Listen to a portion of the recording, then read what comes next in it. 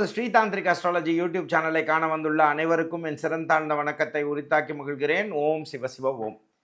இன்னைக்கு நம்ம பார்க்கக்கூடிய தலைப்பு என்ன? அந்த கிரகங்களோட விஷயங்கள் பற்றி நம்ம பேச போகிறோம். அந்த வகையில் நம்ம ஃபஸ்ட்டு பார்க்கக்கூடிய கிரகம் வந்து கேத்து. என்னடா இவர் ரிவர்ஸில் வராரு அப்படின்னு நினைக்காதீங்க.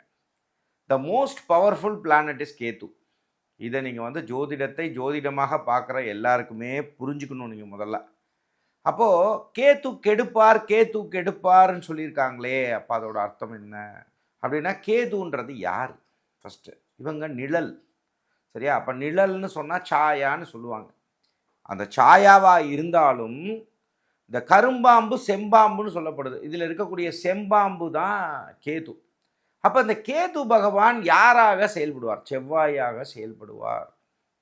அப்போது நீங்கள் மூல நூல்கள், நான் சொல்கிறத இன்றைக்கி இவங்க இந்த புதுசாக ஒரு ஜோசியர் போடுறது, அவர் கேது என்றால் என்ன, கேது செய்யும் சேட்டைகள், இந்த மாதிரி போடுறதெல்லாம் நான் பேசலை. நான் சொல்கிறதெல்லாம் வந்து பல நூறு வருஷங்களுக்கு முன்னாடி எழுதின விஷயங்கள், கிரந்தங்களை பார்த்து எழுதுறது, அந்த சாஸ்திரங்கள் விஷயங்கள்லாம் நீங்கள் போய் ரொம்ப ஆராய்ச்சியாக பார்க்கக்கூடிய அன்பர்களுக்கு சொல்கிறேன், பணிவாக சொல்கிறேன். கேது வந்து நம்மளுடைய விருச்சிக வீட்டில் உச்சமாவது உண்மை. சில பேர் சொல்லுவாங்க கேது வந்து கிடையாது, உச்ச நீச்சம் கிடையாதுமாங்க. அப்படிலாம் கிடையாது. கேது செவ்வாயோட வீடான விருச்சிகத்தில் உச்சமாவார். அப்போது இந்த கேது பகவான்னு சொல்லக்கூடிய அமைப்பு வந்து கெடுப்பார்னு சொல்லுவாங்களா, அதுனா என்ன அப்படின்னா, இதில் மோஸ்ட் பவர்ஃபுல் பிளானட்டு ஜென்ரலாக பிளானட்ஸில் சொல்லப்படுறது சூரியனுங்க. அப்போ அந்த 7 கிரகங்கள் சப்தசிதின்னு சொல்லுவாங்க. அப்படின்னா சப்தம்னா 7ன்னு அர்த்தம், சரியா? அப்போ அந்த 7 கிரகங்கள் தான் சொல்லப்பட்டது. அப்போது அந்த 7 கிரகங்களோட ஒளி, அதில் குறிப்பாக வந்து ஒளி பொருந்திய கிரகங்கள் என்றும் ஒளியற்ற கிரகங்கள் என்றும் சொல்லப்படுது. அப்போ அந்த ஒளி பொருந்திய கிரகமான சூரியனையே கண்ட்ரோல் பண்ணக்கூடிய சக்தி யாருக்கு உண்டு அப்படின்னு சொல்லி பார்த்தீங்கன்னா ராகுவுக்கு உண்டு. அப்போ இந்த ராகுவையே கண்ட்ரோல் பண்ணக்கூடிய அமைப்பு யாருக்கு உண்டுன்னா கேத்துக்கு உண்டு.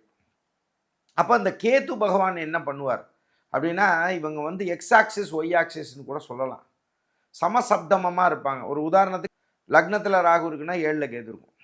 அப்போ 2ல் ராகு இருக்குது அப்படின்னா 8ல் கேது இருக்கும். இந்த மாதிரி வச்சுக்கணும் நீங்கள். நான் சொல்கிறது புரியுதுங்களா? ஸோ இந்த மாதிரி கணக்கில் இவங்க வருவாங்க. அப்போ இவங்க ஒருத்தர் வந்து கொடுக்குற மாதிரி இருந்தால் ஒருத்தர் கெடுக்கக்கூடிய அமைப்புகள் வரும். சில பேருக்கு லக்கிங்க. நான் சொல்கிறத நல்லா புரிஞ்சுக்கணும். சில பேருக்கு இந்த ராகு கேத்துக்கள் இதில் வந்து சுபத்துவ வலிமைலாம் இருக்குது, நிறைய இருக்குது. அது வந்து இந்த மாதிரி அமைப்புகளில் வந்து பார்த்திங்கன்னா கேத்து வந்து இது ஜென்ரலாக நீங்கள் எடுத்துக்கணும். எனது அன்பார்ந்த ஆண் பெண்ணார் யாராக இருந்தாலும் சரி, இந்த ஆற்றுல வீட்டில் உட்காந்து ஓன்னு உட்காந்துன்னு இருக்கிறது. அதே மாதிரி ஆண்களுக்கு சொல்கிறேன், இந்த எப்போ பார்த்தாலும் இந்த தாடி வச்சுட்டு இருக்கிறது, ஸ்க்ரஃபியாக இருக்கிறது. ஸ்க்ரஃபின்னா நான் அப்படி தாடி இங்கிடிமா அப்படி பரட்ட மாதிரி அப்படி சில பேர்லாம் இருப்பாங்க. நான் சொல்கிறத புரிஞ்சுக்கணும். இப்போ அவங்களுக்குலாம் ஜென்ரலாகவே அந்த கேத்துவோட தன்மை ஜாஸ்தி இருந்ததுன்னா இதெல்லாம் ரொம்ப இன்ட்ரெஸ்டாக இருப்பாங்க. அதுவும் கேத்துலாம் கெடுந்திருந்ததுன்னு வச்சுக்கோங்க, ஜாதகத்தில் ரொம்ப தப்பான இடத்துல இருந்து அவரோட தட் இஸ் தசாநாதனோ புத்திநாதனோ, ஈவன் சில பேருக்கு அந்தரநாதங்கள் வர அந்தர தசா வரக்கூடிய காலங்களில் கூட, இந்த மாதிரி காலங்கள்லாம் வந்து அவர்லாம் வந்து தனஸ்தானத்தை கெடுக்கக்கூடிய இடத்துல கேத்து இருக்காருன்னு வச்சுக்கோங்க. அந்த மாதிரி விஷயங்கள்லாம் இருந்தால் அவங்களுக்கு ஈவன் தாடி வச்சா கூட, நான் சொல்கிறத புரிஞ்சுக்கணும் அன்பர்களே, அவங்கள்ட்ட காசு கூட இல்லாமல் போயிடும். அதே மாதிரி அவங்க கலத்திர ஸ்தானத்தை போய் கெடுக்கக்கூடிய இடத்துல கேத்து ஒரு வேளை இருக்காருன்னு வச்சுக்கோங்க அவங்க சுய ஜாதகத்தில். அந்த நேரத்தில் தசாநாதனோ புத்திநாதனோ அதே மாதிரி அந்தர தசா வரக்கூடிய காலங்களில் வந்து அந்த மாதிரி விஷயங்களை வந்து இவங்க கேத்துக்கு பிடிச்ச சப்ஜெக்ட்லாம் போய் பண்ணுறாங்கன்னு வச்சுக்கோங்க, அவங்களுக்கு அந்த இடத்த கெடுத்து விட்டுரும். நான் சொல்கிறத புரிஞ்சுக்கணும். அப்போது இதுக்கு வந்து அப்படியே நம்ம கேத்துவை பிரீத்தி பண்ண அப்படியே போய் கேத்து பகவான்கிட்ட போய் உடனே போயிட்டு அவருக்குள்ள மூலமந்திரத்தை சொல்லி ஜபம் பண்ணி அவருக்கு வந்து 1,08,000 இது பண்ணி பூஜைகள் பண்ணி அப்படி பண்ணி நம்ம கொண்டு அப்படி சரி பண்ணிடலாமா அப்படின்னு அது ஒரு தியரியில் சில பேர் சொல்கிறது உண்டு.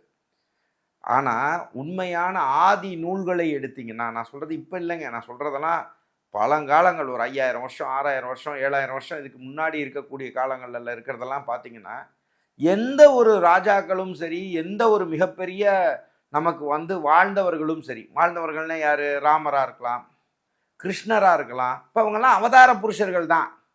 நீங்கள் அவங்க ரிலேட்டடான விஷயங்கள்லாம் பார்த்தீங்கன்னா, இப்போ அந்த காலங்களில் நீங்கள் எடுத்துக்கோங்களேன், பஞ்ச பாண்டவர்கள் அப்போது வாடி நின்றனர்.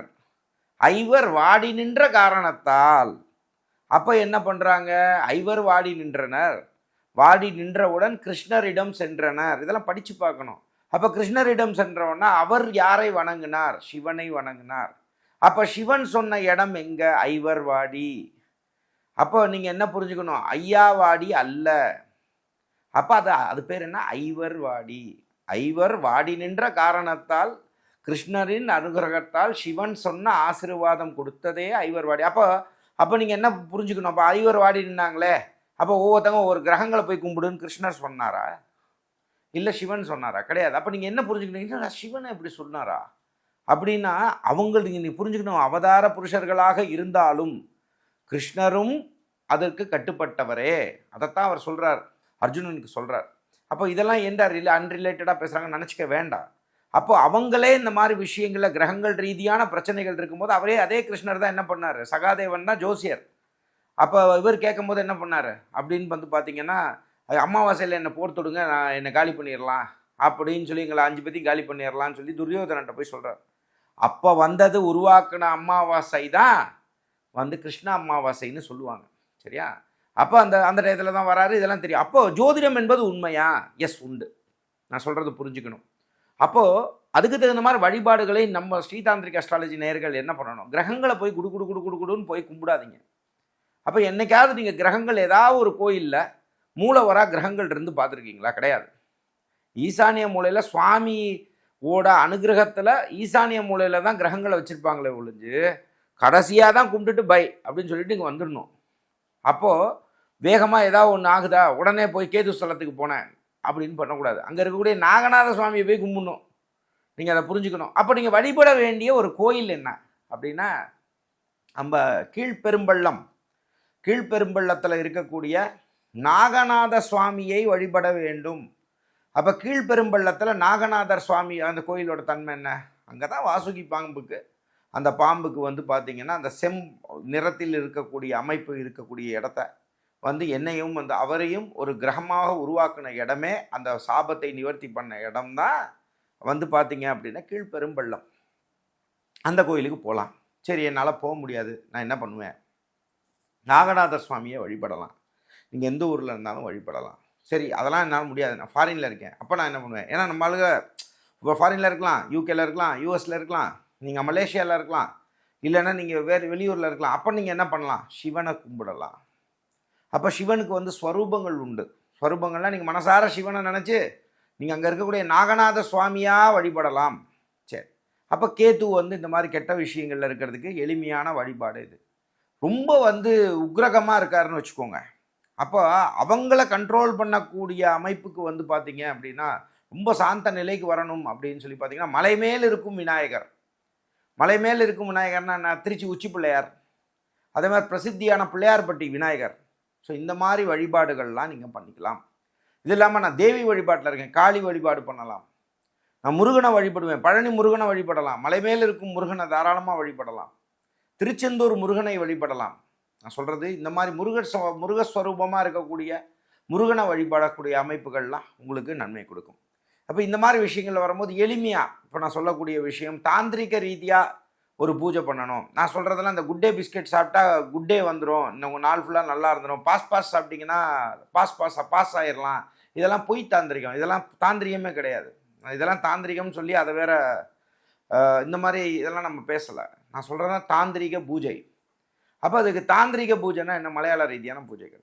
அப்போ நீங்கள் என்ன பண்ணலாம் அப்படின்னா, ரொம்ப இதாக இருக்குது அப்படின்னா, நீங்கள் அம்பாவை ரொம்ப உணர்றீங்க அப்படின்னு சொல்லி சொன்னால், காளியை மனசார நம்புவீங்க அப்படின்னு சொல்லிட்டு சொன்னால், நீங்கள் என்ன பண்ணலாம்? நைட் நேரத்தில் 10லேருந்து 11 மணி, இல்லை அப்படின்னா யமகண்ட நேரத்தில் கடைசி 1/2 மணி நேரம் காளி தேவிக்கு என்ன பண்ணுங்க அப்படின்னா, எலுமிச்சம்பழத்தை முக்காலாக வெட்டி அதில் ரத்த கலர் சிகப்பு குங்குமத்தை போட்டு மனசார காளி தேவியோட மந்திரங்கள் சொல்லலாம். உங்களுக்கு குரு உபதேசம் பண்ணியிருந்தாங்கன்னா அந்த மந்திரத்தை சொல்லலாம். சொல்லிவிட்டு பேரிச்சம்பளம் கொஞ்சம் வச்சு அதில் கொஞ்சம் தேன் வச்சு, அதே மாதிரி எப்பயுமே காளியெல்லாம் வழிபடுறீங்கன்னா அவங்களாம் அம்பாள்லாம் வேகமான தெய்வம். அதுக்குன்னு கெட்டவங்களுக்கு தான் அவங்க கெட்டவங்க, நல்லா புரிஞ்சுக்கணும். அப்போங்கும் போது நல்ல படையல் போட்டு சுவாமிக்கு படையல் பண்ணுவோம். வீட்டில் கும்பிட்றீங்கன்னா பாசமாக சொல்கிறேன், அசைவ படையலை மேக்ஸிமம் அவாய்ட் பண்ணுங்கள். இல்லை நான் அப்படி தான் கும்பிடுவேன், நான் பலி கொடுத்து தான் கும்பிடுவேன், அது உங்களோட விருப்பம். ஆனால் கொடுத்துட்டே இருக்கணும்.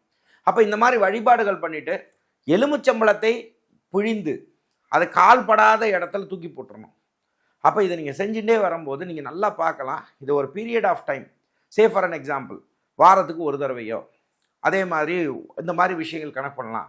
அதே மாதிரி ஒவ்வொரு அமாவாசை கொடுத்துட்டு வர்றது, இந்த மாதிரி விஷயங்கள்லாம் நீங்கள் பண்ணிகிட்டே வரும்போதே ஒரு பீரியட் ஆஃப் டயத்தில் வந்து பார்த்தீங்கன்னா அதோட ப்ராக்டிக்கலாகவே அந்த கேது பகவானால் வரக்கூடிய தாக்கங்கள் வந்து சரியாயிடும். அப்போ இதெல்லாம் நீங்கள் கரெக்டாக தெரிஞ்சுக்கணும் அப்படின்னா உங்கள் சுயஜாதகத்தை நீங்கள் பார்க்காம பொதுவாக இதை வச்சு நீங்கள் பரிகாரங்கள் பண்ணாதீங்க.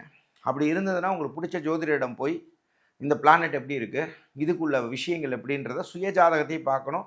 சில நேரங்களில் குருவோட சேர்ந்து இருக்கக்கூடிய தட் இஸ் லைக் கேதுலாம் வந்து கேளை யோகத்தையும் கொடுப்பார். ஞானத்தால் மிகப்பெரிய யோகத்தையும் கொடுக்கக்கூடிய அமைப்புகள்லாம் நிறைய சூட்சம வலுவெல்லாம் பெற்று நல்ல சுபத்துவ வலிமை பெற்றிருந்ததுன்னா அருமையான வாழ்க்கையை கொடுக்கக்கூடிய அம்சங்களையும் கேது பகவான் கொடுப்பார்.